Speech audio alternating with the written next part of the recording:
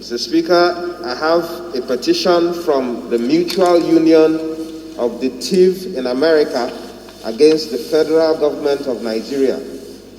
And the issue has to do with the ancestral land of the TIV people that seem to have been possessed in recent times through various attacks, and the fact that they are languishing in IDP camps till date without any intervention. With your kind permission, Mr. Speaker, I want to lay this petition before this honorable House. Did you say thieves in America? The petition is from the Mutual Union of TIV people in America. Yes, there's a very If they're in America, could they really be an interested party here? Yes, they do, because they have their family members and their people here with them, and they are, as a pressure group, making from those who are within the country.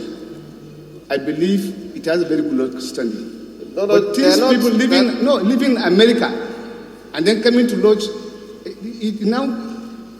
No, there are Nigerians who are not all resident there. Some of them are just studying. Some of them just went there to do courses. No, if you say they are union, if they are Nigerians, they are Nigerians. But I don't know if you have a dual Nigerian citizens. If they have dual citizenship.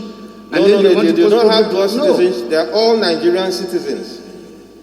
That's why I said it's a union of an association, just like we have association of lawyers in other states who are from another. Register with the Corporate Affairs of Nigeria. Sorry? Register with the Corporate Affairs of Nigeria. Which one? The association I'm talking about? Yes, all associations are registered with Corporate Affairs in Nigeria. We can also begin to look at the fact that our Constitution, Section 40, does not stop any of us from freedom of association. I'm not stopping that, but I'm saying if they are Nigerians and living in Nigeria are bringing issues, I agree. But somebody in America who is far away in this country. Mr. Speaker, this is not the first time we have presented petitions, even from those who are not resident. That is why the Speaker has to allow the petition to be laid until he's convinced. I'm not convinced that somebody from America should come in here and then be laying issues in Nigeria. I'm not convinced. Okay, Mr. Speaker, would you allow for the relevant committee to also look at it? First, when you read the clause says, with the permission of the Speaker, it means that the Speaker is convinced of the issues raised and the local standing of the person talking. Okay, Mr. Speaker, you know we have a diaspora department, even as a country, that handles issues with Nigerians in the diaspora. And we do not tell them that they are not resident in Nigeria.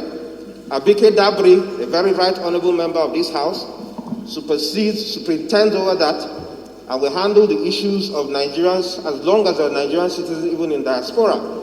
So these are still Nigerian citizens with Nigerian passports who are sending a petition. Maybe I will refer you to the functions of the Committee on Diaspora. If you go through that one, it has nothing relevant. And yes, we agree that even in the House here we have Diaspora Committee. Your concerns that is for, excuse me, that is for them if they have issues, for us to solve it for them. But out there, at their own comfort, I think they don't have this, the position. So why do we bother about Nigerians in the diaspora then? Because why do we bother? Because we have a diaspora commission. Please, I will not allow that petition to take. Honorable Magbila, be guided. Please. Honorable Magbila, be guided. I'm not convinced that we need to take that petition. Thank you. Whip. Honorable Magbila, be guided. About what, Whip, sir? Thank you. Take your seat, please. Professor.